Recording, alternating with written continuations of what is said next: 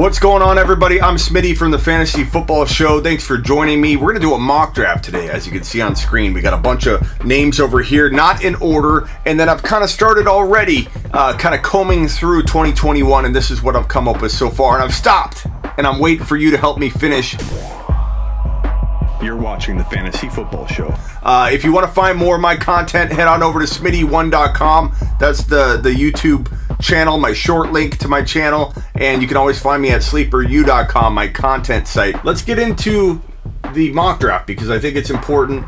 Week 16 is coming to a close. I can't really help you with your start bench advice or anything like that. So let's get right to 2021. And I've already kind of started the mock draft here. Christian McCaffrey's my 1.1. You can be concerned with injury. I wouldn't be mad at you. And I'd even say, I'd go as far as to say that Kamara with Lat Murray, assuming Lat Murray is in New Orleans, Kamara with Lat Murray is probably the safest running back to own in 2021 because Lat Murray, for 4 or 5 games, if he had to, he would be a running back one.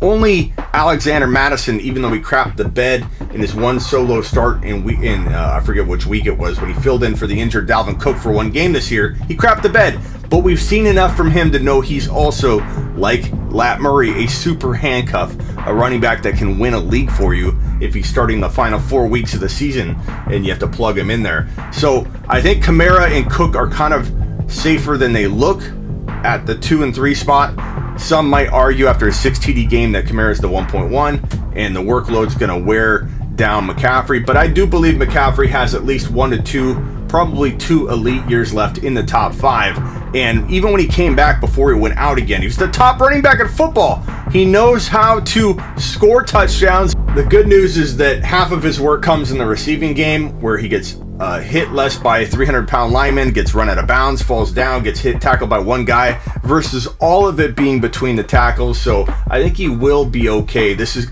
keep in mind, Alvin Kamara in 2019 had the kind of disappointing injury-riddled season that McCaffrey's having now. And people walked into this season looking at Alvin Kamara as a big injury risk because of the injuries he suffered, the lingering injuries in 2019.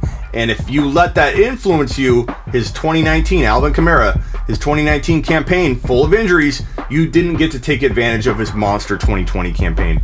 So be a little cautious judging CMC too harshly based on all the lingering issues. It's not like he tore his ACL. Not that Barkley can't rebound, and we're going to talk about Barkley and where to put Barkley. But let's go ahead and actually put Barkley next, because I think Barkley is going to fall really far, and this is far to me. Like, I don't feel comfortable letting Barkley fall this far. I'm actually going to put Barkley in front of Elliott. So I'm going to go Barkley, and then I'll change Elliott to number 8. Drag that around there and there. So we got Barkley at 7, Elliott at 8. Then where do we go for number 9? Do we go Hopkins? Do we go Ridley? Do we go Aaron Jones, J-Rob, Taylor? Diggs is finishing so strong. Diggs is a second rounder with ease in 2021, but some might argue first rounder, and they're not crazy to have him that high. I think MT is going to get overlooked. I think DK is very deserving right around here. Some will say Kelsey, and they're not wrong, but I build better letting Kelsey fall into the second round and making him my second drafted player. Kind of hard, I think, to build a team around Kelsey, one that you really, really love coming out of your draft with Kelsey as your first drafted player. But you can argue that in the comments below, and it makes sense to draft him high. I'm not saying that it doesn't. I'm going to go ahead and go on a wide receiver run here, and I'm going to put MT here. I think MT is going to be very, very undervalued. MT number 9 is, he's top 5 capable, so I think this is a steal for MT, believe it or not. Number 10 will be DK Metcalf. We'll put DK at number 10. I'm going to throw Hopkins at number 11. I think Hopkins is still going to do damage in this young offense in Arizona that's going to continue to get better.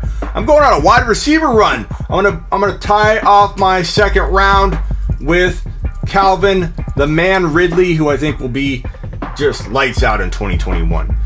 Where's Aaron Jones go? Where's Chubb go? J-Rob, Taylor. Some people are going to get excited about Taylor. I'm okay putting Kelsey at number 2.01. Darrell Henderson almost getting in the end zone there. I'm watching the afternoon games, which you can find. Oh, and Henderson's hurt now. Fantastic.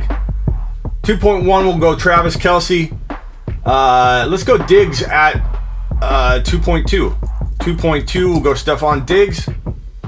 And then Nick Chubb going 2.3. I'm spitballing this, man. I could do it differently. Like if I redid this mock draft, like if I hit stop and redid it, it would be different. It's crazy how different you can make this every time you do it.